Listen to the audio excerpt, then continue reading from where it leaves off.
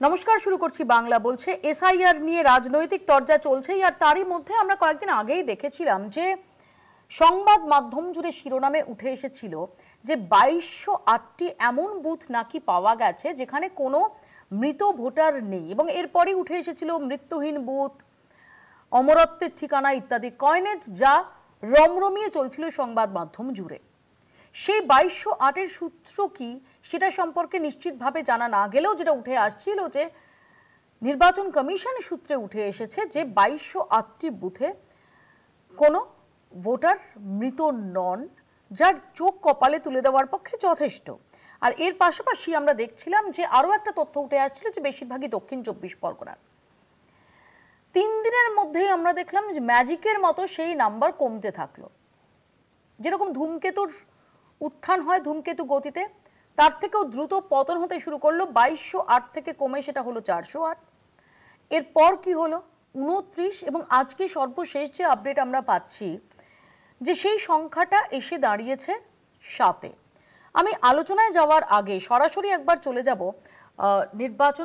নির্বাচনী আধিকারিকের দফতরে। সেখান থেকে আমাদের সঙ্গে রয়েছেন আমার সহকর্মী সত্যসুন্দর ভট্টাচার্য। সত্য, এই যে নাম্বার নিয়ে গত কয়েকদিন ধরে যে চর্চাটা চলছে, খুব সংক্ষেপে আমি এর শুরু থেকে শেষটা একটু বুঝে নেওয়ার চেষ্টা করব। 2208-এর সংখ্যাটা ডেফিনেটলি আমরা সূত্র মারফতই খবর করি সংবাদ মাধ্যম, কিন্তু নির্দিষ্টভাবে কাউকে কি কোট করা কখনো হয়েছিল 2208? কেউ কি অন রেকর্ড কখনো বলেছিলেন 2208? যদি বলে থাকেন সেই 2208 কিভাবে আবার 7-এ এসে দাঁড়ালো 3 দিনের মধ্যে?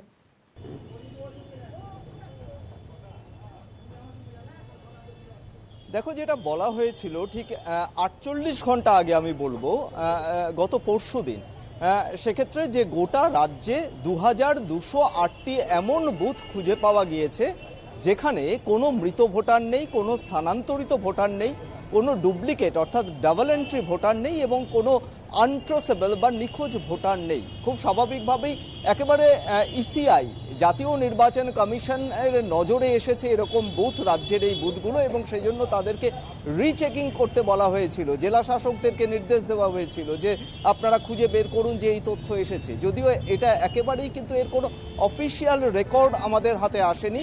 যেটা বলা হয়েছিল একেবারেই জাতীয় নির্বাচন কমিশন এর নজরে এসেছে, এমনটাই জানানো হয়েছিল।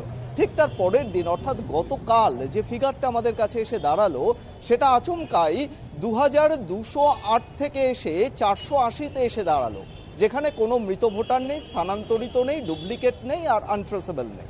এবং তারপরে আজকে এসে দাঁড়ালো, এবং গতকাল একটা হিন্টও দেওয়া হয়েছিল কমিশন সূত্র মারফত যে এই সংখ্যাটা কিন্তু আরও কমতে পারে, এবং সেই জায়গা থেকে দাঁড়িয়ে আজকে সংখ্যাটা কিন্তু সিঙ্গেল ডিজিটে এসে দাঁড়ালো, এবং অনলি 7 অর্থাৎ 7টি, গোটা রাজ্যে 7টি এমন বুথ রয়েছে যেখানে কোনো মৃত ভোটার নেই, কোনো স্থানান্তরিত ভোটার নেই, কোনো ডুপ্লিকেট ডাবল এন্ট্রি নেই, এবং কোনো অনুপস্থিত বা আনট্রেসেবল ভোটার নেই। এটা খুবই স্বাভাবিক এই যে সংখ্যাটা এসেছিল। কিন্তু 2208-এর যে সংখ্যাটা গত 48 ঘন্টা আগে জানানো হয়েছিল, তাহলে সত্যিই যদি সেটা থেকে থাকে তাহলে আচমকা এইভাবে গত 48 ঘন্টায় সেটা সিঙ্গেল ডিজিটে এসে দাঁড়ালো, এবং মাত্র 6টি জেলার কথা উল্লেখ করা হয়েছে। এই নতুন যে একেবারে আপডেট যে লিস্টটা হাতে এসে পৌঁছেছে তাতে জলপাইগুড়ি, মালদা, তারপরে রয়েছে দক্ষিণ 24 পরগনা একটি, এবং তারপরে আরো 2টি জেলা রয়েছে। এবং এটাই জানার চেষ্টা করব তোমার কাছ থেকে সত্য, যে নির্বাচন কমিশনের সূত্রে বা মুখ্য নির্বাচনী আধিকারিকের দফতরের সূত্রে কোনো ব্যাখ্যা পাওয়া যাচ্ছে যে কি করে এই এত কম সময়ের ব্যবধানে 2208টা 7-এ নেমে এলো, নাকি সেই সম্পর্কে তারা চুপ? দেখো, একেবারেই তাই। দেখো, খুব স্বাভাবিকভাবেই আমাদের তরফ থেকে প্রশ্ন ছিল, তার কারণ হলো যে তাহলে এর এন্ট্রি যারা করছেন বিএলও, তারা তো রেসপন্সিবল, তারা তো এটা ভুল করছেন, তাহলে আপনারা কি বিএলওদের বিরুদ্ধে কোনো রকম ব্যবস্থা নেবেন? তার কারণ বিএলওদের ভুলের কারণে যে সংখ্যাটা 2208-এ এসে দাঁড়িয়েছিল সেটা এসে এখানে দাঁড়ালো। সেক্ষেত্রে কমিশন যেটা তাদের তরফে যুক্তি দিচ্ছে যে তারা মনে করছে যেহেতু এই এসআইআর প্রসেসটা এখনো 11 তারিখ পর্যন্ত রয়েছে, ফলে রোল ব্যাক করার একটা সুযোগ থাকছে। যদি আগামী 11ই ডিসেম্বরের পরে এই ধরনের কোনো রকম নজরে আসে অসঙ্গতি, তাহলে অবশ্যই সেখানে বিএলও রেসপন্সিবল এবং বিএলওর বিরুদ্ধে ব্যবস্থা নেওয়া হবে। এর পাশাপাশি বিএলওদের একটি রেজলিউশন নিতে বলা হয়েছে এবং সংশ্লিষ্ট বিএলএদের সঙ্গে একটি মিটিং করতে বলা হয়েছে আগামী 11 তারিখের মধ্যে। সেখানে প্রত্যেকটি বুথের দায়িত্বে যারা যারা বিএলও থাকবেন তারা নির্দিষ্টভাবে ওই বুথে কত মৃত ভোটার, কত স্থানান্তরিত, কত ডাবল এন্ট্রি এবং কত অনুপস্থিত বা আনট্রেসেবল ভোটার রয়েছে, সেটা তারা একটা বলা যেতে পারে একেবারে মুচলেকার মতো সেটা দেবেন এবং সেখানে তারা স্বাক্ষর করবেন। সেখানে বিএলওরও সই থাকবে এবং বিএলও সুপারভাইজারেরও সই থাকবে। ফলে সেই জায়গা থেকে দাঁড়িয়ে যদি ভবিষ্যতে দেখা যায় তাদের এই এন্ট্রি করা ফিগারে কোথাও গিয়ে একটা অসঙ্গতি দেখতে পাওয়া যাচ্ছে, খুব স্বাভাবিকভাবেই তাদেরকে প্রশ্নচিহ্নের সামনে নিয়ে আসা হবে। ধন্যবাদ সত্য সুন্দর ভট্টাচার্য আমাদের সঙ্গে এতক্ষণ সরাসরি ছিলেন। আমি আমাদের সঙ্গে যারা রয়েছেন তাদের সঙ্গে পরিচয় করিয়ে দিই। বিজেপির পক্ষ থেকে রয়েছেন শঙ্কুদেব পান্ডা, সিপিআই এর তরফ থেকে রয়েছেন সৈকত গিরি, তৃণমূলের তরফ থেকে রয়েছেন সম্রাট চক্রবর্তী এবং কংগ্রেসের তরফ থেকে চন্দন ঘোষ চৌধুরী। আমি প্রথমে শঙ্কুদেবের কাছে আসি। শঙ্কুদেব, আমি জাস্ট 3 দিন আগে দেখেছি যে 2208 এই সংখ্যাটাকে কেন্দ্র করে রীতিমতো তোলপাড় পড়ে গিয়েছিল এবং আসলে কিভাবে বিএলওরা শাসক দলের ইনফ্লুয়েন্সে, তাদের ইন্টিমিডেশনে বা তাদের ভয়ে হোক, ভক্তিতে হোক, তাদের চাপে হোক, তাদের প্রতি আনুগত্যে হোক, কিভাবে গোটাটায় গরমিল করছে এ নিয়ে তোমরা শোরগোল তুলেছিলে।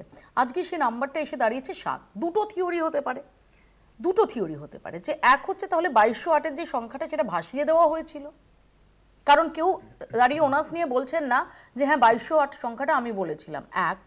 আর না হলে এটা ধরে নেওয়া যেতে পারে যে এই 3 দিনের মধ্যে আসলে কিছু কারচুপি হয়ে গিয়েছিল যেগুলোকে রেকটিফাই করা হয়েছে। কোনটা? দেখুন, তৃণমূল কংগ্রেস হচ্ছে দায়িত্ব নিয়ে আমরা অভিযোগ করেছি। আপনি জানেন বোধহয় যে আমাদের বিরোধী দলনেতা নিজে ইলেকশন কমিশনে গিয়ে আমরাই এক্সক্লুসিভ চালিয়েছি, আমরাও এক্সক্লুসিভলি বলেছি যে হচ্ছে ওখানে দায়িত্ব নিয়ে গত 3-4 দিনে হচ্ছে এই ধরনের নাম্বার হঠাৎ করে বাড়ানো হয়েছে। যখন বললে আমি ওই চিঠিটাই দেখাচ্ছি, গতকাল বিকেল 5:30 নাগাদ এই চিঠিটা রিসিভ করা হয়েছে। নির্বাচন কমিশনে এই চিঠি দিয়েছেন বিরোধী দলনেতা শুভেন্দু অধিকারী এবং যেখানে তিনি ইমিডিয়েট ইন্টারভেনশনের আবেদন জানিয়েছেন সেকেন্ড ফেজ এসআইআর-এ, কারণ তিনি আশঙ্কা প্রকাশ করছেন যে সেকেন্ড ফেজটা অত্যন্ত ক্রুশিয়াল এবং এই সেকেন্ড ফেজে যদি গরমিল করা হয়, কারচুপি করা হয়, তাহলে ভোটার লিস্ট কম্প্রোমাইজড হবে, তার যে ইন্টিগ্রিটি, তার যে স্বচ্ছতা তা কম্প্রোমাইজড হবে। তিনি 2টি আবেদন রেখেছেন যে এক, মাইক্রো অবজারভার নিয়োগ করা হোক এই সেকেন্ড ফেজ, তাদের মনিটরিংয়ে এটা হোক এবং মাইক্রো অবজারভাররা যেন সেন্ট্রাল গভর্নমেন্ট এমপ্লয়ি হন। 2, 100% সিসিটিভি কাভারেজে হিয়ারিং হোক, স্ক্রুটিনি এবং হিয়ারিং হোক। এই 2টি আবেদন জানিয়েছেন শুভেন্দু অধিকারী। প্লিজ বল। তো এইটার আগেই উনি অ্যাপিয়ার করেছিলেন, আপনার মনে আছে কিনা জানি না, সেটাও আপনারা দেখিয়েছিলেন। সেটা হচ্ছে যে সমস্ত এমএলএদের নিয়ে উনি ইলেকশন কমিশনে অ্যাপিয়ার করেন এবং অ্যাপিয়ার করে বলেন যে লাস্ট 3-4 দিনে হচ্ছে দায়িত্ব নিয়ে প্রচুর বেআইনি ভোটার তাদেরকে ইনকর্পোরেট করা হয়েছে সিস্টেমের মধ্যে। এবং এটা বলবার পরেই আপনি জানেন যে কেন্দ্রীয় ইলেকশন কমিশনের তরফ থেকে স্পেশাল অবজারভার অ্যাপয়েন্ট করা হয় এসআইআর-এর রোলের ওপরে রোল পর্যবেক্ষণ করবার জন্য। এবং আমরা নির্দিষ্ট কিছু তথ্য ওদের হাতে তুলে দিই যেখানে দেখা যায় যে এই ধরনের ভোটার বেআইনিভাবে ইনকর্পোরেট করা হয়েছে বহু জায়গায়। এবং সেটা আমরা বলবার পর যখন ইলেকশন কমিশন ব্যাপারটার উপরে কড়া পদক্ষেপ নিতে শুরু করে, তখনই এই অমরত্বের বুথ থেকে ধীরে ধীরে সংখ্যা কমতে শুরু করে। এবং তারপর অনেক লোক তৃণমূল কংগ্রেসের তারা ইন্টারেস্টেড হয়ে পড়ে, বললো যে ওইখানে যদি নিজেদের নাম তোলা যায় তাহলে ওরা অমর হয়ে যাবে। এখন ওখানে তো কেউ মরছে না ওইসব বুথে, তার মধ্যে দক্ষিণ 24 পরগনা সব থেকে বেশি। আমরা অডিও হচ্ছে বাইরে প্রকাশ করেছি, বিরোধী দলনেতা টুইট করেছেন, তাতে দেখা যাচ্ছে ইলেকশন কমিশনের লোকের কন্ট্রোল নিয়ে নিয়েছে জাহাঙ্গীর খান। সে বসে রয়েছে, সে যেন ইলেকশন কমিশনার, সে চালাচ্ছে। যেমন হচ্ছে সিপিএমের শ্রমিক দ্বারা একটা প্রকাশ করেছে, তাতে আমরা তো একজন বিশিষ্ট নেতা তৃণমূল কংগ্রেসে তার নামই এসে গেছে আমরা দেখছি। তো ফলে এরা প্ল্যান করেছিল যে নির্বাচনের যখন ফাইনাল লিস্ট বেরোবে তার ঠিক আগে আগে দরজা বন্ধ করে বাইরের থেকে একটা সংস্থা আছে, তার বিশেষ প্যাকেটস্থ সংস্থা, তারা সব লোক নিয়ে এসে সমস্ত ডেটা এন্ট্রি অপারেটর চেঞ্জ করে দিয়েছে। সরকারি কোনো ডেটা এন্ট্রি অপারেটর নেই, সব নিজেদের লোক ঢুকিয়ে এই সমস্ত করে নাম তুলেছিল, তার জন্যই আজকে এই অবস্থা হয়েছে। সম্রাট, তাহলে শঙ্কুদের বক্তব্য হচ্ছে যে আসলে এই গরমিলটা হচ্ছিল, এরপর এটা সামনে এসে যাওয়া এবং ইলেকশন কমিশনের তাদের যে কঠোর বার্তা, সেই কঠোর বার্তায় নাম্বারটা কমে 7-এ এসে দাঁড়িয়েছে। দেখো, প্রথমে বলি 2208, এটাতে সন্দেহ প্রশ্ন, এবং সংখ্যাটা কমতে কমতে 7-এ এলো। সূত্র অবশ্যই নির্বাচন কমিশন। তা 7টা যদি মেনে নেওয়া যায় তাহলে 2208 হতে পারে, সম্ভাবনা কিন্তু থেকে যায়, সেই প্রসঙ্গে আমি আসছি না। প্রশ্ন আবার এখানে 2208 যেমন হতে পারে, যদি 7টা মেনে নেওয়া হয় তাহলে সেটা 4416 হতে পারে। যে কোনো সংখ্যা হতে, 7-এ যদি হয় তাহলে হয়, এটা 7টা যদি হয় তাহলে হয়। এবার দ্বিতীয় প্রশ্ন হচ্ছে যে প্রতিটা ক্ষেত্রে BLA 2, বিজেপির BLA 2রা নিশ্চয়ই ছিল, তারা ছিল তো? ছিল না। আচ্ছা, ছিল না। কেন ছিল না? কেন? এক সেকেন্ড, দুটো বিষয়। প্রথম কথা হচ্ছে, সংক্ষেপে এক লাইনে বলে দেবো। প্রথম কথা হচ্ছে, আমি দেখলাম এটা ওদের মুখপাত্ররাও এটা বারবার বলছেন যে BLA 2রা কেন আইডেন্টিফাই করেননি। BLA 2 হোক, BLA 3 হোক, আরো 10টা রাজনৈতিক দলের রিপ্রেজেন্টেটিভ হোক, দিস ইজ নট ইম্পর্টেন্ট যে অন্য রাজনৈতিক দলের লোক বলবে কি বলবে না। দিস ইজ ইম্পর্টেন্ট যে BLOরা প্রপারলি কেন ডিউটি পারফর্ম করবে না। দেখা যাচ্ছে যে নির্বাচন কমিশনের প্রাথমিক নিয়মে যেটা ছিল সেটা হচ্ছে BLA 2কে সেই বুথের হতে হবে, কিন্তু পরবর্তী ক্ষেত্রে দেখা গেল বিজেপি যখন 80,000 বুথ এই বাংলা BLA 2 পাচ্ছে না, নির্বাচন কমিশন নিয়মটাকে শিথিল করলেন এবং অন্য বুথের লোক BLA 2 হতে পারবে। এই নিয়ম করার পরেও 80,000 বুথে বিজেপি BLA 2 দিতে পারলো না। Baseless allegation. না, এই তো তুমি তো বললে BLA 2 ছিল না। বেসলেস অ্যালিগেশন তুমি তো বললে, আমি উনি রেসপন্স করছেন, BLA 2 ছিল না, রিপ্লাই দিচ্ছি। আচ্ছা, BLA 2 ছিল না। তা যদি এরকম কোথাও অনিয়ম বা গরমিল থেকে থাকে তাহলে BLA 2, বিজেপির যারা BLA 2 ছিল তারা আপত্তি করতে পারতেন, নির্বাচন কমিশনের কাছে আপত্তি করতে পারতেন, ইয়ারোর কাছে করতে পারতেন, বা নিজেদের সোশ্যাল মিডিয়াতেও জানাতে পারতেন যে এরকম অনিয়ম হচ্ছে। কোথাও কিন্তু এই সূত্র আমরা পাইনি। কিন্তু আমি এই কথা বলি যে পশ্চিমবঙ্গে এখনো পর্যন্ত যে পর্যন্ত প্রক্রিয়া সম্পূর্ণ হয়েছে তাতে কোথাও ডগবাবুর নাম দেখতে পাইনি, কুত্তাবাবু দেখিনি, কুত্তিয়া দেবী দেখিনি, বা সোনালী ট্র্যাক্টর দেখিনি। আমাদের এখানে রাজ্যের BLOরা যথেষ্ট ভালোভাবে কাজ করছেন।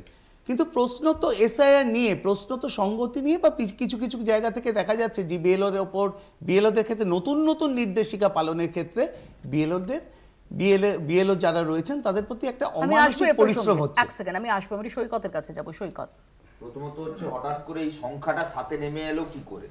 এই সংখ্যাটা নির্বাচন কমিশনের কাছে আমাদের প্রথম প্রশ্ন যে দায়, তৃণমূল বিজেপি এসব ছাড়ুন, প্রশ্ন হচ্ছে নির্বাচন কমিশনের তো সবার আগে দায়িত্ব থাকা উচিত যাতে স্বচ্ছভাবে SIR প্রক্রিয়াটা হয়। BLOদের ওপর যে মানসিক একটা চাপ তৈরি হয়েছিল, যে ব্যাপক পরিমাণে ওভারলোডিং ওয়ার্কের প্রেসার ছিল, তার মধ্যে দাঁড়িয়ে BLOরা রীতিমতন এই রাজ্যে তাদের নিষ্ঠা অনুযায়ী তাদের যতটা সম্ভব কাজ করা সম্ভব সেই অনুযায়ী তারা কাজ করেছে।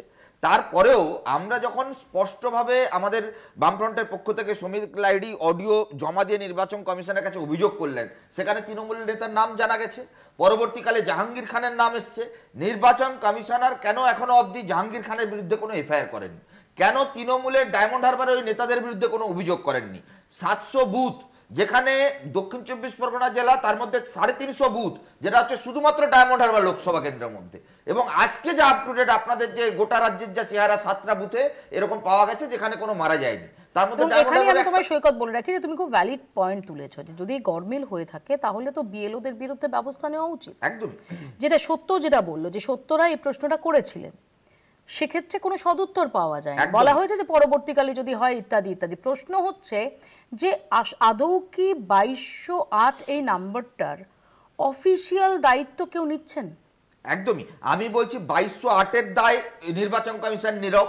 এখনো অবধি কত নাম মানে বাদ গেছে মৃত ভোটারের ক্ষেত্রে, এখন যেমন জানা যাচ্ছে 7টা বুথ আছে যেখানে কেউ মারা যাননি, তার মধ্যে মালদার 2টো, দক্ষিণ 24 পরগনা মনে হয় 1টা জানতে পারলাম। আমার প্রশ্ন হচ্ছে যে ওই নির্দিষ্ট এলাকায় যেখানে অভিযোগগুলো আসছে, নির্বাচন কমিশন ওই এলাকার BLO কিংবা নির্বাচিত যে কোনো রাজনৈতিক দলের নেতা, শাসক বিরোধী যে পক্ষই হোক না কেন, তাদের বিরুদ্ধে কোনো ব্যবস্থা নেয়নি কেন? আমি বলছি এতগুলো BLO মারা গেলেন, তার নিরপেক্ষ তদন্ত নির্বাচন কমিশন সুমোটোভাবে কেন করলো না?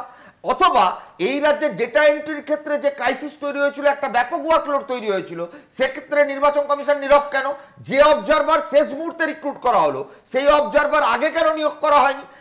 আমি এখানে চন্দনদার কাছে একটু আসি। চন্দনদা, এখানে যখন এই আলোচনাটা করছি বা এই প্রসঙ্গটা যখন উত্থাপন করছি, তখন কোথাও একটু মানে এই প্রসঙ্গটা আসলে এই ব্যঙ্গের তীরটা ছুঁড়লেও ব্যঙ্গটা আমাদের দিকেই আসবে, সংবাদ মাধ্যমের দিকেই আসবে। কিন্তু আনফর্চুনেটলি যেটা স্বীকার না করলেই নয় যে আমরা 150 গ্রাম থিওরি থেকে শুরু করে করাচি দখল হয়ে যাওয়া থেকে শুরু করে বিভিন্ন সূত্র মারফত খবর গত 1.5 বছরে দেখেছি। সেখানে দাঁড়িয়ে যখন আরও একটা সূত্রের ইনফরমেশন আসছে, এক হচ্ছে যে এই 2208 থেকে 7-এ নেমে এলো, অর্থাৎ গরমিল ছিল, নির্বাচন কমিশন সেটাকে ফাইন্ড আউট করার পর সেটাকে রেকটিফাই করা হয়েছে। তাহলে যারাই গরমিল করেছিল তাদের বিরুদ্ধে ইতিমধ্যেই তদন্ত এবং অ্যাকশন নেওয়া শুরু করা উচিত। আর না হলে ধরে নিতে হবে যে ওই 2208টা সেটা একটা জাস্ট ভাষণের তথ্য ছিল। এক্স্যাক্টলি, মানে ভেরি ইন্টারেস্টিং। তোমাকে অক্টোবর মাসের 22 তারিখ যখন অ্যানাউন্সমেন্টটা করে ফর এসআইআর, তুমি দেখো আমরা প্রথমে সবকটি দল, মানে আমি বলছি বিজেপি বাদে, আমরা প্রত্যেকেই কিন্তু একটি কথা বলেছিলাম, 1 month ইজ নট এনাফ, কারণ হিউজ টাস্ক। এবং সেটা আমরা বিহারেও বলেছিলাম। প্রসঙ্গটা হচ্ছে যে নির্বাচন কমিশন একেবারে কর্ণপাত না করে তার মতো করে তারা করে গেছেন ওই 1 মাসটাকেই দেখে, এবং তারপরে দেখা গেল যে কী কী ভুল ভ্রান্তি হতে পারে সেটা পয়েন্ট আউট করেছিলাম। তোমাকে আমি আরেকটি কথা একটু স্মরণ করিয়ে দিই, বহুবার বলেছি, আমরা 4 তারিখেই নির্বাচন কমিশনারের সাথে দেখা করি, এখানকার চিফ ইলেকশন অফিসার, তাকে গিয়ে কমিশনার তাকে গিয়ে আমরা বলি 16 দফা দাবি। তার মধ্যে কিন্তু এই দাবিটা ছিল প্রথম দফাই যে স্প্যান অফ টাইমটাকে বাড়ানো হোক। টাইম ম্যানেজমেন্ট একটা বড় ফ্যাক্টর, এটা হবে না। এবং এর জন্য দ্বিতীয় আমাদের ফ্যাক্টর ছিল ট্রেনিংটা দিন। মানে ট্রেনিং ক্রাইসিসটা হলে কি হয়, অনেকেই আছে ডিজিটাল লিটারেসি নেই, অনেকেই আছে তারা বোঝেননি, পুরো কাজটা বুঝতে সময় নিয়েছে, অনেকেই আছেন যাদের শক্ত মেরুদণ্ড দেওয়া হয়নি, তার কারণ তারা জানে কন্ডিশনাল ল্যাপস ছিল। অর্থাৎ সেখানে গিয়ে তারা যখন চ্যালেঞ্জ করবেন, লোকাল চ্যালেঞ্জ একদম ঘরে ঘরে, আমরা জানি রাজনৈতিক পরিবেশ একেবারে রুরাল একটা জায়গাতে, সেটা বিরোধী দল যারা করে তাদের এক্সপেরিয়েন্সই বলে দেয় কি হতে পারে। থ্রেট পয়েন্টের একটা ব্যাপার আছে। তো ওরা একটা দাবিও মানেননি। পরবর্তী সময় আমরা দেখলাম ওরা দাবিটা মানলেন যখন এই ডিসক্রিপেন্সিগুলো প্রকাশ্যে চলে এলো। তুমি যে কথাগুলো বললে, তারপরে একটা রেকটিফায়েবল টাইম স্প্যান বাড়ানো হলো, এবং সেটা কিন্তু একটা দূরভিসন্ধিমূলক, আমি বলছি বাড়ানো দরকার, কিন্তু কেন হলো তুমি দেখলে, কংগ্রেসটা ছেড়ে দিন, এমনিতে বাংলায় তুলে দিয়েছেন, কার কথা অধীর চৌধুরীকে সরিয়ে দিয়ে তো তুলে দিয়েছেন কংগ্রেস, সরাসরি তৃণমূল করুন। এক সেকেন্ড বলতে দাও, বেকার একটা কংগ্রেস সমস্যা, এক মিনিট, আপনার কোনো সমস্যা বোঝাতে হবে না, আপনার রাহুল গান্ধীর সমস্যা বুঝতে গিয়ে আজকে বিহারে উদাহরণ এনেছেন, বাংলার শূন্যতা পরিণত হয়েছে। থামুন, আমি যে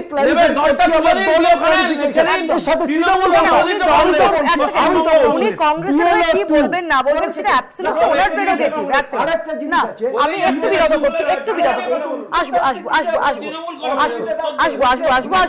শঙ্কু, এক সেকেন্ড আমি শুধু একটু দেখিয়ে দিই। বিরোধী দলনেতা ডিসেম্বর বিপ্লব তোমার মনে আছে? মনে আছে সেই ডিসেম্বর বিপ্লব? আমি এর মধ্যে একটু দেখাই যে ইতিমধ্যে আমরা দেখলাম মুর্শিদাবাদে গিয়ে এসআইআর নিয়ে কেন্দ্রকে তোপ দাগলেন মমতা। দেখুন, একদিকে রাজ্যের মানুষের ভোটাধিকার রক্ষা, অন্যদিকে কেন্দ্রের এসআইআর চক্রান্ত, এই দুয়ের বিরুদ্ধেই মালদা থেকে মুর্শিদাবাদে সভা করছেন মুখ্যমন্ত্রী। এদিন তিনি গিয়েছিলেন বহরমপুর, আর সেখানেই তিনি নিশানা করেন বিজেপিকে। মমতার অভিযোগ, রাজ্যে উন্নয়ন আটকানোর কৌশল নিয়েই ভোটের ঠিক আগে এসআইআর জারি হয়েছে। ইলেকশনের আগে গভর্নমেন্ট যাতে কাজ করতে না পারে উন্নয়নে, সেই জন্য 6 মাস আগে থেকে, ইলেকশনের 3 মাস আগে এসআইআর ডিক্লেয়ার করেছে। আরে তোমার হিম্মত থাকলে তুমি 2 বছরে করতে। তামিলনাড়ুতে বিজেপি গভর্নমেন্ট নেই, তাই এসআইআর হবে ইলেকশনের আগে। কেরালায় নেই, তাই এসআইআর হবে ইলেকশনের আগে। বাংলায় নেই, তাই এসআইআর করতে হবে। আসামে কেন এসআইআর হবে না বাবু, একটু উত্তর দাও।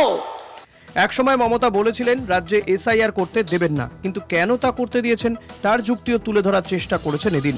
বলেছেন এসআইআর আটকালেই রাজ্যে রাষ্ট্রপতি শাসন জারির ছক কষেছিল কেন্দ্র, কিন্তু অমিত শাহের চালাকি ফাঁস হয়ে গেছে। ওরা টাইমটা বেছে নিয়েছে, যদি আমরা না করতে দিতাম তাহলে ইলেকশন না করে রাষ্ট্রপতি শাসন করত। বুঝতে পেরেছেন চালাকিটা অমিত শাহ, মটুয়া ভাইয়ের? আমরা অত বোকা নই বাবু মশাই, গদি ভাই, আমরা অত বোকা নই। মুখ্যমন্ত্রীর দাবি, এসআইআর চাপিয়ে দিয়ে নিজেই নিজের ফাঁসে জড়িয়েছে বিজেপি। বাংলায় আরও ভোট কমবে তাদের। এমন কিছু কেউ করবেন না, যে গাছের ডালে বসে আছেন সেই গাছের ডালটা কাটবেন। এসআইআর করে বিজেপি আরো গেছে, যেটুকু ছিল সেটুকুও গেছে, আরো যাবে। ওদের শূন্য করে দিন, ওদের ভাড়ার শূন্য করে দিন। বিজেপি বাংলা বিদ্বেষী বলেও এদিন তোপ দাগেন মুখ্যমন্ত্রী। বাংলার প্রতি এত রাগ কেন? বাংলা বিদ্বেষী বিজেপি বাংলাকে পছন্দ করে না, তাই বলে কখনো বিদ্যাসাগরকে অপমান করে, কখনো রবীন্দ্রনাথ ঠাকুরকে অপমান করে, কখনো বঙ্কিমচন্দ্রকে অসম্মান করে, কখনো রাজা রামমোহন রায়কে অসম্মান করে। রাজ্যে এসআইআর এর কাজ শুরুর পর থেকেই অনেক বিএলও অসুস্থ হয়ে পড়েছেন। কাজের চাপে আত্মহত্যার ঘটনাও ঘটেছে। এদিন মুর্শিদাবাদে গিয়ে এ ধরনের পরিবারের সঙ্গে দেখা করেন মুখ্যমন্ত্রী। স্টেজে ডেকে কথাও বলেন। বিএলওদের ওপর যাতে বাড়তি চাপ না পড়ে তার জন্য এদিন নির্দেশ দিয়েছে সুপ্রিম কোর্টও। প্রধান বিচারপতি সূর্যকান্ত ও বিচারপতি জয়মল্ল বাগচির ডিভিশন বেঞ্চ জানিয়েছে, এসআইআর এর কাজ করতে গিয়ে বিএলওরা যদি সমস্যায় পড়েন তাহলে রাজ্য সরকারের হস্তক্ষেপ করা উচিত। প্রয়োজন অনুযায়ী কমিশনকে বাড়তি কাজের লোক দেওয়া উচিত। সুপ্রিম কোর্টের এই নির্দেশের পর পশ্চিমবঙ্গে কমিশন কোন পথে হাঁটে সেটাও দেখার। কলকাতা টিভি। ছোট একটা বিরতির পরে প্রসঙ্গে আলোচনায় ফিরবো, দেখতে থাকুন বাংলা বলছে। ফিরিলাম বিরতির পর। একদিকে বাংলায় কোনো ডিটেনশন ক্যাম্প করতে দেওয়া হবে না একথা যখন বলছেন মমতা বন্দ্যোপাধ্যায়, রাজ্যপাল তিনি তখন ঘুরিয়ে এসআইআর এর পক্ষে সওয়াল করছেন এবং তিনি বলছেন বাংলার জনবিন্যাস বদলে গেছে। এরকম একটা বক্তব্য উঠে এলো রাজ্যপালের গলায়। দেখুন, এসআইআর এর পর এবার ডিটেনশন ক্যাম্প, বিতর্ক বাড়ছে এনআরসির নামে। এদিন মুর্শিদাবাদে মুখ্যমন্ত্রী স্পষ্ট করে দেন, বাংলায় এনআরসির নামে কোনো ডিটেনশন ক্যাম্প তৈরি করা যাবে না। এনআরসি বাংলায় হবে না। এই এসআইআর চক্রান্তের পেছনে আছে এনআরসি। আমার গলা কেটে দিলেও আমি কোনো ডিটেনশন ক্যাম্প করব না আর কাউকে তাড়াবো না, এটা বিজেপি ভালো করে জেনে রাখো। মমতা যখন ডিটেনশন ক্যাম্প নিয়ে উদ্বেগ প্রকাশ করেছেন তখন উত্তরপ্রদেশ থেকে মিলছে অন্য খবর।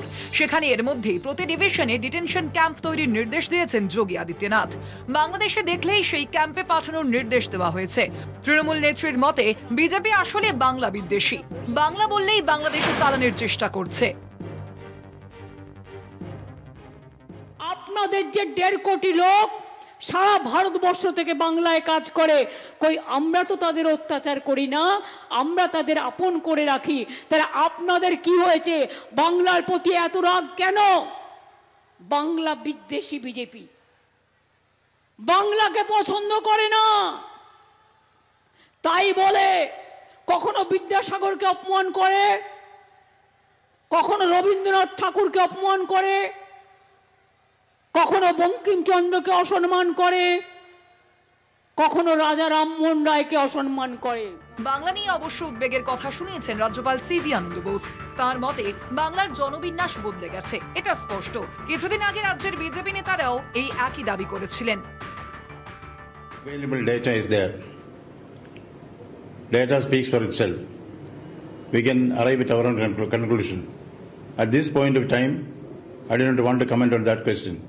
Demographic imbalance is taking place. It is no secret. Surveys have revealed that objectively.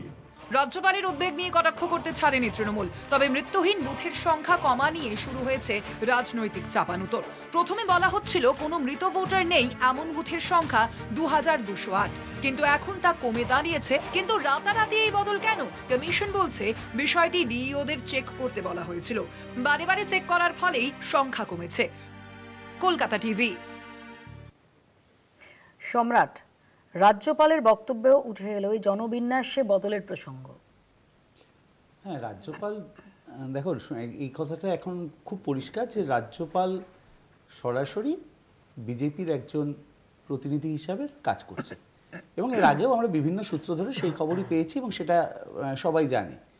কিন্তু প্রশ্ন হলো এখনো পর্যন্ত পশ্চিমবঙ্গে 99% ক্ষেত্রে বিএলওরা সাকসেসফুলভাবে ডিজিটাইজ করেছে। তাহলে পশ্চিমবঙ্গে এসআইআর কাজ করছেন এবং রাজ্যের মাননীয় মুখ্যমন্ত্রী ব্যাখ্যা দিয়েছেন কেন এসআইআরের বিরোধিতা করেও আমরা এসআইআরকে মেনে নিতে বাধ্য হয়েছি। আমি একটা গত 27শে নভেম্বর সুপ্রিম কোর্টের এসআইআর সংক্রান্ত শুনানির 3টে তথ্য জানাই, যেখানে পরিষ্কারভাবে বলা হয়েছে যে নির্বাচন কমিশন সুপ্রিম কোর্টে গিয়ে বলেছেন যে তারা 2002-03 গাইডলাইন ফলো করছেন। এটা সর্বৈব মিথ্যে। এখানে প্যানেলে যারা বসে আছেন তারা বুঝবেন, কারণ 2002-03 গাইডলাইন ফলো করলে এনুমারেশন ফর্ম ফিল আপ করতে হতো না। 2002-03 গাইডলাইন ফলো করলে কোনো তথ্য দিতে হতো না বা কোনো ডকুমেন্টস দিতে হতো না। 2002-03 গাইডলাইন ফলো করলে তাহলে সেটা রিসেন্ট ভোটার লিস্টের উপর হতো, যেটা এখানে কোথাও হচ্ছে না। সার্টিফিকেট দিতে সেই নামগুলো উঠে যেত। না না বলতে দাও। তো গাইডলাইন একটা লোক ইনফরমেশন ফর্ম ফিল আপ করবেন, আমি শেষ করি, একটা ডেটা দেবেন। আপনি কি বলছেন? এটা সুপ্রিম কোর্ট কথা বলেছে। 2002-03 গাইডলাইন গেছিলেন, তুমি নির্বাচন তুমি কি নির্বাচন কমিশনের তুমি কি নির্বাচন কমিশনের প্রতিনিধি? নির্বাচন করেছেন। না না, তুমি একটা তুমি কি নির্বাচন কমিশনের প্রতিনিধি? একটা নির্বাচন হচ্ছে, তুমি সেই নির্বাচনে তুমি ডকুমেন্ট দিতে বিজেপি হবে না। বা নির্বাচন এইটা চেয়েছিলেন তো আপনারা। তুমি নির্বাচন চেয়েছিল, আরে সেটাই বলো না, ডকুমেন্ট ছাড়া নিজেদের তৃণমূল সার্টিফিকেট দিয়ে দেবে। বক্ত এখানে কথা বলার সময় আমি জানবো এখানে নির্বাচন বলেছিলেন তো সবাই নাগরিক। স্বরূপনগরে এত লোক বসে আছে কি করে? কেন আপনার পুলিশ অ্যাকশন নেয় না? গোটা বাংলাদেশে ভর্তি হয়ে গেছে, ডেমোগ্রাফি চেঞ্জ করে দিয়েছেন গোটা বাংলার। বাংলাটা প্রায় অর্ধেক বাংলাদেশ বানিয়েছেন আপনারা, শুধুমাত্র জালি ভোটারদেরকে হচ্ছে স্যাটিসফাই করার জন্য। আপনার কাছে আমি জানতে চাই, এক্সেলেন্ট, সেই লিস্টটা কোথায়? মমতা ব্যানার্জি যে লিস্টটা ছুড়ে মেরেছিলেন লোকসভায়, সেই লিস্টটা কোথায়? শঙ্কু এক সেকেন্ড। শঙ্কু, ডেফিনেটলি এই কদিন ধরে আমরা দেখেছি হাকিমপুর সীমান্ত, সেখান দিয়ে বহু মানুষ তারা বাংলাদেশে ফেরত যাচ্ছেন, তাদের বক্তব্য শুনেছি, কিন্তু সেটা লাখ লাখ নয়। মানে কি বলছেন? লাখ লাখ? হ্যাঁ, লাখ লাখ। আরে 1-2-5 লাখ তো এখনো ঢুকে বসে আছে। 1 কোটি নাম কাটা যাবে। আপনি যত খুশি কি মানছে, এরা দেখতে পায় না। আমরা স্টুডিও কত? আরে আপনি কোন দিন এক সেকেন্ড আমাকে প্রশ্ন করেছেন। এক সেকেন্ড দিদি, এক সেকেন্ড দিদি, এক সেকেন্ড দিদি, এক সেকেন্ড এই এক সেকেন্ড দিদি, আপনার এই শোয়ের অন্তত 5-7টা এপিসোড আগে দিদি, এক সেকেন্ড 5-7টা এপিসোড আগে শো বার করুন। সেই শোতে আপনি তৃণমূলের যে কোনো নেতা, আপনার রিপ্রেজেন্টেটিভ এসছে আপনার শোতে, তাকে জিজ্ঞেস করবেন আমরা যখন বলতাম যে সল্ট লেকে এত লোক বসে আছে, এরা মানতো? নিউ টাউনে এত লোক বসে আছে, এরা মানতো? বস্তির পর বস্তির ছবি আসছে, একটা গভর্নমেন্ট সরাসরি অ্যাক্ট করে না। এরা কারা? ঢুকলো কি করে? আপনারা জমি ঢুকেছে, আপনারা জায়গায় জমির উপরে আপনারা ফেন্সিং করতে পারেননি, আপনারা ফেন্সিং ফাঁকা রেখেছেন, আপনারা জমি দেননি। অমিত চিঠি দিচ্ছে, ফেডারেল স্ট্রাকচার চিঠি দিচ্ছে, জমি দিয়ে দিন। আজকে জমি দিয়ে দেবেন, শুনুন, অমিত শাহ কলকাতায় এসে বলে গেছেন আজকে জমি দিলে কি করবে? আজকে জমি দেবেন, কালকে ফেন্সিং হবে, পরশুদিন থেকে একটা লোক খুঁজে পাওয়া যাবে। আপনারা দোকান তৃণমূল কংগ্রেস দোকান লজ্জা করে না? তোমার লজ্জা করে না? আমার লজ্জা করে না। আমার কেন করবে? আমি তো বাংলাদেশিদের ঢোকাই না। আপনারা দোকান তাদের উপর নির্বাচন করেন, করে নির্বাচনে জেতার চেষ্টা করেন, আমার কেন লজ্জা করবে? আমি কি বাংলাদেশিদের ঢোকাই? আপনারা ঢোকান। দিলীপ ঘোষ বলেছে 2000 টাকা দিয়ে ঢুকিয়েছে। কে? দিলীপ ঘোষ বলেছে তৃণমূল ঢুকিয়েছে 2000 টাকা দিয়ে। আমি জানি দিলীপ ঘোষ বলেছে আপনারা 2000 টাকা দিয়ে ঢুকিয়েছেন, ভালো বলেছে। দিলীপ বলেছে তৃণমূল ঢুকিয়েছে তো বিএসএফ 2000 টাকা দিয়ে ঢুকিয়েছে। এক এক করে তৃণমূল কংগ্রেস, আপনি একটা জিনিস খুব ঠান্ডা মাথায় বুঝুন। দেখুন, আমি ইন্ডিভিজুয়ালি তৃণমূল কংগ্রেসকে দোষারোপ করব না। আমি আজকে তৃণমূলের কাছে জানতে চাই যে আপনাদের কাছে এইটুকু তো মানবেন যে দেশ সবার আগে, রাজনীতিরও উঠতে আপনাদের নেত্রী মমতা বন্দ্যোপাধ্যায়, আপনি ভাবুন যে নো আইডি কার্ড নো ভোটের জন্য লড়েছেন কে? মমতা বন্দ্যোপাধ্যায়। আজকের ডেট পর্যন্ত আপনারা 21শে জুলাই পালন করেন, আপনারাই ভোটের রিফরমেশন চেয়েছিলেন। আর সেই মমতা বন্দ্যোপাধ্যায় যিনি কাগজ ছুঁড়ে মারলেন, তিনি এসআইআর এর বিরোধিতা করবেন কেন? আমার প্রশ্ন আপনার কাছে। 2019 সালে আপনি ইলেকট্রাল রিফর্ম চাইবেন না কেন? আমি জানতে চাই আপনার কাছে। ভোটার লিস্টে একজনে বিজেপি ভোটার, তাহলে 2002 ছেড়ে পড়ে গেল। আপনি এখন 21শে জুলাই করেন। এক সেকেন্ড আমি সৈকতের কাছে আসি। কোন এই চিৎকার চেঁচামেচির মাঝখান থেকে দুটো জিনিস বুঝলাম ওপিয়াদি, যে অর্ধেক বাংলা যদি বাংলাদেশ হয়ে থাকে তাহলে তোমার স্টুডিওটা অলরেডি বাংলাদেশে বসে আমরা আলোচনা করছি। আর দুই হচ্ছে 2000 টাকার বিনিময়ে যদি বাংলাদেশ অনুপ্রবেশকারী ঢুকে থাকে তাহলে তার দায় দিলীপ বাবু। স্টুডিওতে কজন আছি এই প্রশ্নের উত্তর আমি শঙ্কুর কাছ থেকে পেলাম। দিলীপ বাবু, তার মানে দিলীপ বাবু হয়তো তৃণমূল করেন। প্রশ্নটা হচ্ছে রাজ্যপাল যখন বিধানসভার বা রাজ্য সরকারের বিলগুলো সই করে দেন তখন মমতা বন্দ্যোপাধ্যায়ের কোট আনকোট প্রিয় রাজ্যপাল হয়ে যান, আর রাজ্যপাল যখন সই না করেন তখন বিজেপির দালাল হয়ে যান। আমরা এইসব নিয়ে আলোচনা করব। আর মাঝখান থেকে ওখানে পার্লামেন্টে দাঁড়িয়ে কঙ্গনা রানাওয়াত বিজেপির এমপির সঙ্গে তৃণমূলের এমপি মহামৈত্র নাচবে। এখানকার হুমায়ুন বাবু বলে দেবেন যে আরএসএস এর মুখ্যমন্ত্রী, দালালি করা মুখ্যমন্ত্রীর থেকে বিজেপির মুখ্যমন্ত্রী হওয়া ভালো। বিজেপি ওখানে বিহারে জিতবে, তৃণমূলের এমপি শত্রুঘ্ন সিনহা শুভেচ্ছা বার্তা দেবে। আর গোটা রাজ্য জুড়ে বাংলাদেশি অনুপ্রবেশকারী, কে বাঙালি মুসলমান, কে বাংলা, কে অবাঙালি, এইসব চলতে থাকবে। আর রাজ্য জুড়ে কর্মসংস্থান, রুটি রুজি, রোজগার, জিনিসপত্রের মূল্য বৃদ্ধি, এসব নিয়ে কোনো আলোচনা হবে না। নির্বাচনটা তো এইভাবেই পেরোতে চাইছে। 5 বছরে একটা সরকারের পারফরমেন্সের উপরে ভোট হবে না, ভোট হবে আপনি আমি নাগরিক কিনা। আর এই রাজনীতিটা বিজেপি সামনে নিয়ে চলে এসেছে। কখনো নির্বাচন কমিশন, কখনো ইডি সিবিআই, রাজ্যপাল, কাজের কাজ তো কিচ্ছু হচ্ছে না। আর মাঝখান থেকে মানুষের দৃষ্টিভঙ্গি ঘোরানোর পরিকল্পনা নেওয়ার আগে দিয়েছে। স্বরাষ্ট্র দপ্তর অমিত শাহর কাছে গিয়ে বলুক না যে কেন এত কিছু জানা সত্ত্বেও শঙ্কুদেব পান্ডারা এখানে কলকাতা টিভিতে চিৎকার করতে পারে, অথচ অমিত শাহর কাছে কিছু বলতে পারে না। শুনুন, আমার প্রশ্ন হচ্ছে যে অনেক এই সমস্ত উদাহরণ আমাদের বামপন্থী বন্ধু দিয়েছেন। ওনার কাছে আমার প্রশ্ন যে 21শে জুলাইয়ের কমিশনের রিপোর্ট আজ পর্যন্ত প্রকাশিত হয়নি কেন? প্রতিদিনন্ত তো মমতা বন্দ্যোপাধ্যায় বলেন কেন চিরকুটের খবর আমার কাছে আছে। কোন গ্রাউন্ডে বিকাশ বাবুরা এই যে প্রাইমারি রেজাল্ট বেরোলো সেটা নিয়ে সুপ্রিম কোর্টে যাচ্ছে না কেন? এই যে বলতে এই যে যারা হয়েছে শেষ করলে থামান যাব না,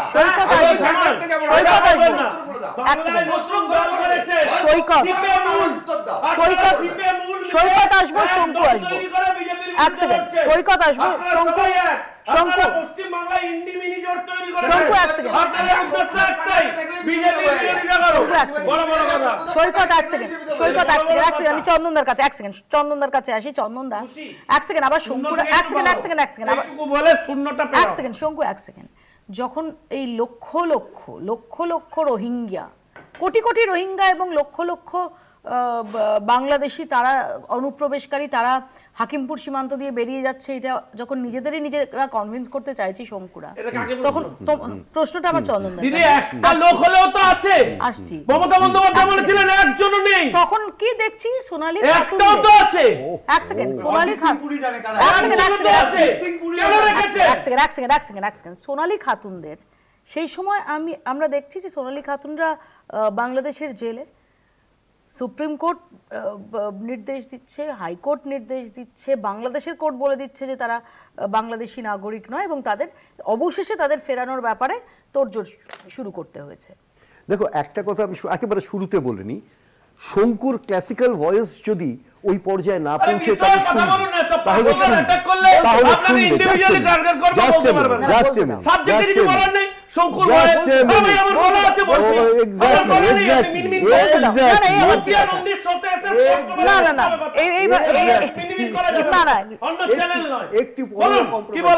যাই হোক, আমার প্রশ্নটা অন্য জায়গায়। হ্যাঁ, একটা বিষয়ে তুমি কখনো থাকোনি। বাই দি ওয়ে, আমি তোমাকে যেটা বলছি, দেখো এখনো কিন্তু কেন্দ্রীয় সরকার এর পরেও বলছে যে কেসটা বন্ধ হবে না। তুমি খুব ভালো করে দেখো, সোনালী বিবিকে ফিরিয়ে আনা হচ্ছে, তারপরেও কিন্তু যে প্রসিডিংটা সেটা কিন্তু শেষ হচ্ছে না। আমার প্রশ্নটা হচ্ছে অন্য জায়গাতে। আমার প্রশ্নটা হচ্ছে যে আজকে প্রশ্নের উত্তর তো দিতে হবে কেন্দ্রীয় সরকার, প্রশ্নের উত্তর তো দিতে হবে। বলতে দাও এটা কি হচ্ছে।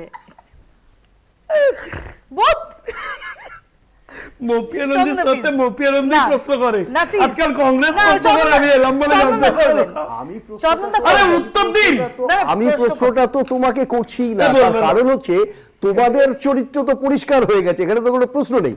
আমি তোমাকে যেটা বলতে চাইছি সেটা হলো যে আজকে যেখানে দাঁড়িয়ে আছে তাতে লক্ষ লক্ষর প্রশ্নটা যেখানে আসছে সংখ্যা তত্ত্ব, সেই ডিসেম্বর বিপ্লবের কথা বলি, সংখ্যাটা কত? পুরোপুরি ভাবে রোহিঙ্গা সংখ্যাটাই বলছে ইউএনও 12 লক্ষ, সেখানে এখানে 12 কোটি বানিয়ে দিয়েছে। আমাদের আমাদের বক্তব্যের অপব্যবহার করবেন না। আমরা বলেছি রোহিঙ্গা অনুপ্রবেশকারী বাংলাদেশি মৃত voter, double entry, triple entry, ভুল ব্যাখ্যা করো না, এসব নিয়ে 1 কোটি পেরিয়ে যাবে। চিৎকার করে কংগ্রেসের কথা শুনবো না, আপনি লজিক দিয়ে খাবারের মিটিং করেন, কংগ্রেসের কথা শুনতে হবে। এরা তো এখানে বিপ্লব করে দিল্লিতে রাখতে খাবারের মিটিং, সারা ভারতবর্ষে কংগ্রেসের কথা মিটিং করতে আজ পর্যন্ত কমপ্লেইন করেনি ইলেকশন কমিশনে। বিহারে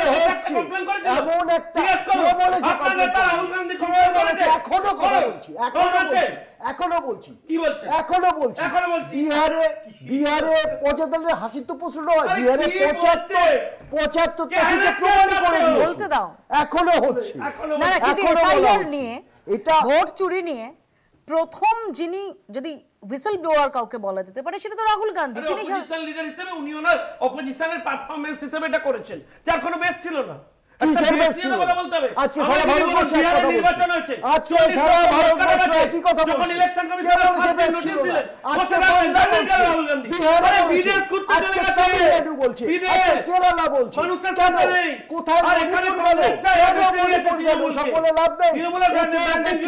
কংগ্রেসের 65% দখল করে বসে আছে, BJP party, Somen Mittal office দখল করে বসে আছে, বিজেপি পার্টি নাকি এটা বলে দেওয়া আছে? বিজেপি কি কাদের কথা বলছে? হায়ার মার্সেনারি তৃণমূলের কাছে। আমি বলি শুভেন্দু অধিকারী কে? আগে পরিচয় দাও, রাজনৈতিক উত্থান কোথায়? পরিচয় দাও। বিজেপি তো নো আনপার্লামেন্টারি। একটা কথা বলছি, দালালির প্রশ্ন যদি আসে, পশ্চিমবাংলায় বিজেপি প্রথম সারির নেতা, প্রথম সারির নেতা দালাল। পশ্চিমবাংলায় প্রথম সারির বিজেপি নেতারা তৃণমূলের দালাল। আমি একদম অনঅফিশিয়াল বলছি। ও উইথড্র করে নিয়েছে, ও উইথড্র করে নিয়েছে। আপনিও বলবেন না, আপনিও বলবেন না, মানে কষ্ট করবেন না, এত কষ্ট করে আপনারা এসে চিৎকার করেন না।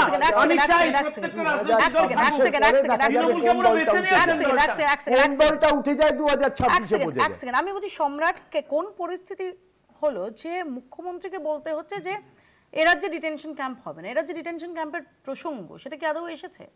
না, যে কারণে ডিটেনশন ক্যাম্পের প্রসঙ্গ আসছে, যে তুমি কিছুক্ষণ আগেই দেখালে যে উত্তরপ্রদেশে যোগী আদিত্যনাথ ডিটেনশন ক্যাম্পের এসআইআর এর আবহে ডিটেনশন ক্যাম্পের জন্য নির্দেশ দিয়েছেন।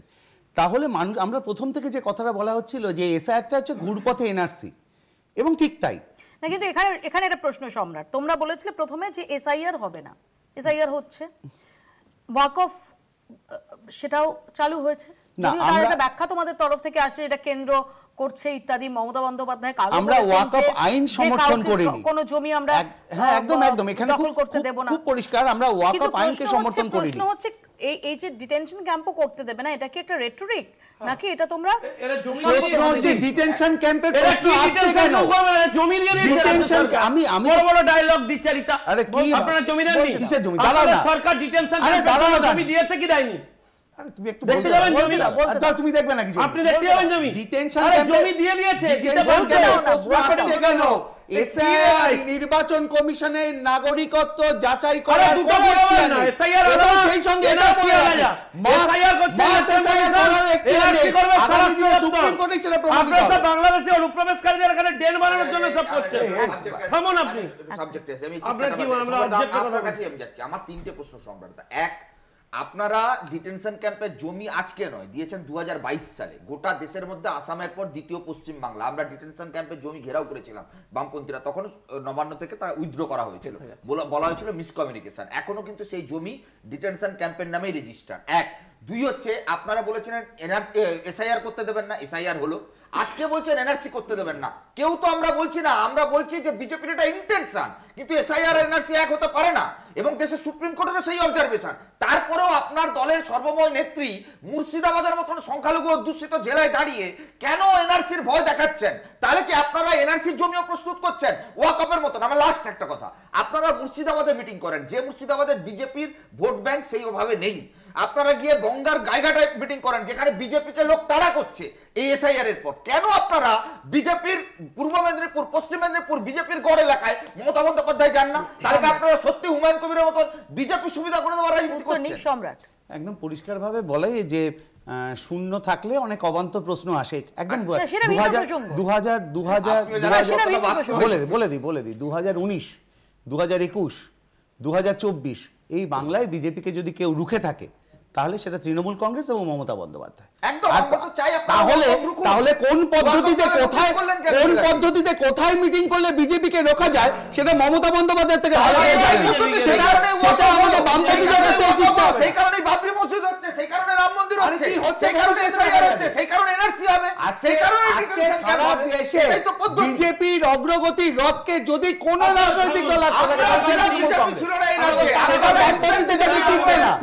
আমরা ছিলাম বিজেপি একটা কাউন্সিলর জিততে পারতো না, আপনারা এসেছেন বিজেপি আমি ঠিক করছি, তোমরা ছিলে বিজেপি রথ এই বাংলা দিয়ে বেরিয়ে গেছিল, ঢুকতে দিন, তোমরা বাংলায় ঢুকতে দিন, আপনারা আরএসএস বিজেপি আলমারি রথ বেরিয়েছিল, রথ যদি কেউ আটকে দেয় বিহারে আটকে বাংলার মধ্যে ঢুকতে দিনই, আপনারা 3 দিন এখানে আরএসএস এর চিন্তন শিবির করেছেন।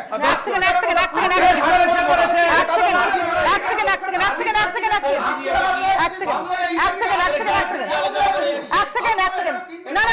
না খুব নির্দিষ্টভাবে বলি সৈকত, এক সেকেন্ড তথ্যনিষ্ঠভাবে বলি যে আদবানির রথ লালু প্রসাদ যাদব আটকেছে। একদম বাংলা দিয়ে বেরিয়েছিল, একদম ভুল তথ্য, একদম ভুল তথ্য সৈকত, ভুল তথ্য দেওয়া যাবে না, ভুল তথ্য। বাংলা দিয়ে রথ গেছে, বাংলা জ্যোতি বসু আটকায়নি, আদবানি রথ জ্যোতি বসু আটকায়নি, সৈকত ভুল তথ্য মানুষকে দিয়ে না, ডেটা বলতে পারি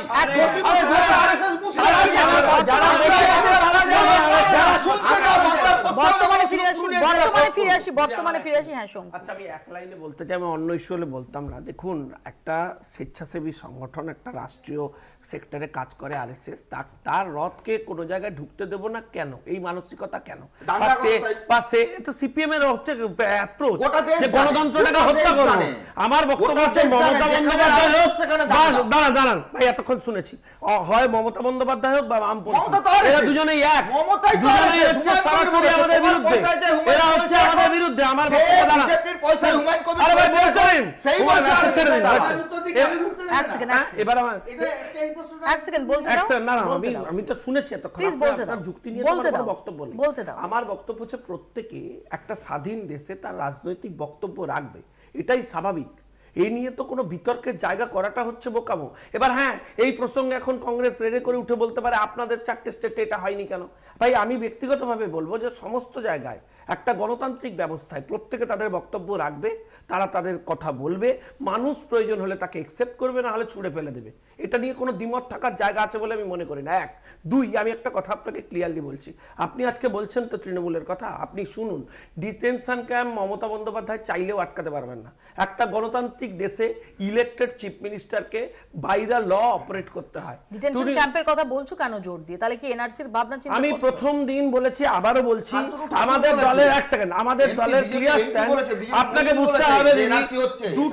দুটো সেক্টর, দুটো ডিপার্টমেন্ট অপারেট করে। এসআইআর করছে ইলেকশন কমিশন, আর যে এনআরসির কথা উনি বারবার বলছেন মুসলিম ভোটের দিকে তাকিয়ে, সেই এনআরসি অপারেট করে স্বরাষ্ট্র দপ্তর। আজকে উনি এনআরসি চিৎকার করলেও আগে ওনাকে উত্তর দিতে হবে যে ওয়াকআপকে তিনি অ্যাকসেপ্ট করেছেন, এটা নিয়ে মুসলিমদের মধ্যে প্রশ্ন উঠছে তার দ্বিচারিতা নিয়ে। আমাদের কোনো বক্তব্য নেই, আমরা বক্তব্য হচ্ছে রেজিস্ট্রেশন করতেই হবে ওয়াকআপে, আমরা সাপোর্ট করছি। এইসব প্রশ্নের উত্তর দিতে পারছেন না বলে উনি এনআরসিকে আঁকড়ে ধরতে চাইছেন, কারণ উনি বুঝেছেন যে মুসলিমরা বুঝতে পেরেছেন যে তাদের তেজপাতার মতো পশ্চিমবাংলায় ব্যবহার করা হচ্ছে। আজকে যে হুমায়ুন কবির তো ওনারই দলের ভাই এমএলএ, আজকে উনি স্যাটিসফাইড নন বলে ওনাকে ছুড়ে সাসপেন্ড করে আপনি ফেলে দিলেন। আমি হুমায়ুন কবিরকে সমর্থন করছি। হুমায়ুন কবিরের ইলেকশনের সময়ের যে ভিডিও তোমরাই ভাইরাল করে সেটা নিয়ে প্রশ্ন আজকে তুমি সফট কেন হুমায়ুন কবির সম্পর্কে? আজকে আপনি শো শুরু করলেন, অফিসিয়ালি হচ্ছে কমিউনিকেট করে বললেন যে 2000-এর এই সংখ্যাটা কে দিয়েছে, অথচ কে ভাইরাল করছে সেটা নিয়ে আপনি প্রশ্ন না না, কিন্তু তোমরা দেখিয়েছো, দেখিয়ে বলেছো তো যে হুমায়ুন কবির এই কথাটা বলছে। আমি আপনাকে আবার একটা কথা বলছি, হুমায়ুন কবির বলেছিল হিন্দুদের কেটে জলে ভাসিয়ে দেবে। আজকের দিনেও বলবো যে ওনাকে ওই দিন গ্রেফতার করা উচিত ছিল। আজকে সফট হচ্ছ কেন? এক সেকেন্ড, ওই দিন কোথায় সফট? আমরা তো বলছি যে ভাই আপনি যে মুসলিমদের কথা বলছেন সেই আজকে আমাকে একটা কথা বলুন দিদি, আমি সব বিতর্ক ছেড়ে দিলাম। আজকে তৃণমূল কংগ্রেস একটা প্রেস কনফারেন্স করেছে, সেই প্রেস কনফারেন্সে তৃণমূল কংগ্রেসের প্রেসিডেন্ট সুব্রত বক্সিকে উনি বসাতে পারতেন। যে তিনজনকে বসিয়েছেন তারা মুসলিম। তৃণমূল কংগ্রেসের প্রেস কনফারেন্সে কে বসবে তোমরা ঠিক করে বসিয়েছে? তোমরা ঠিক করে আরে ভাই শাসক কে এসে গেল? আমরা মানুষকে মানুষ হিসেবে দেখি, হিন্দু মুসলমান হিসেবে দেখি না, যেটা তোমরা দেখো, মুসলিম যেটা তোমরা দেখো। তোমাদের যে মুসলিমদের আমার মুসলিম আমাদের কাছে আমাদের দলের নেতা দল ঠিক করবে, তোমরা ঠিক করবে, তারপর ছুড়ে ফেলে দিয়েছো হুমায়ুন কবির। আজকে রোহিঙ্গা নিয়ে কথা বলছে, ভোট করবে করবার এক সেকেন্ড আমাকে ববি হাকিমকে না সিম্পল এক সেকেন্ড আমি যখন ববি হাকিমকে আমাদের ছুড়ে ফেলার সময়ের অপেক্ষা না তোমরা যখন প্রেস কনফারেন্স করো ধরো তখন কি আমরা বলি যে হিন্দু শঙ্কুদেব পণ্ডা প্রেস কনফারেন্স করছেন? তাকে বলছেন হিন্দু শ্রমিক ভট্টাচার্য আপনি বলবেন কি বলবেন না আপনার ব্যাপার। সুকান্ত দিদি একটা উত্তর খুব সিরিয়াস প্রশ্ন, আপনার উত্তর দিতে হবে দিদি। এটা আপনার point. Does that matter? No, আমার কাছে ম্যাটার, আমার কাছে ম্যাটার। কারণ আমার কাছে এটা ম্যাটার যখন একজন হিন্দু এফেক্টেড হয়ে এই বাংলায় হচ্ছে এসে আশ্রয় নেয় আর তাকে হচ্ছে সরাসরি অত্যাচার করে তৃণমূল কংগ্রেস, অথচ অন্য ধর্মের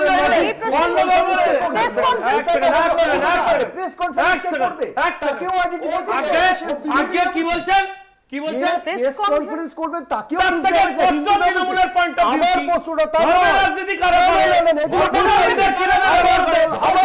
আপনি কি তৃণমূলের আপনি তৃণমূলের বলছিলেন না পার্টিটা তুলে কংগ্রেসটা বেঁচে না, কংগ্রেসটা বেঁচে ওটা তৃণমূল কংগ্রেসের ব্র্যান্ডিং মিলিয়ে পুরো তৃণমূল কংগ্রেসের খবরটা আমাদের সময় একদম শেষ করতে হবে।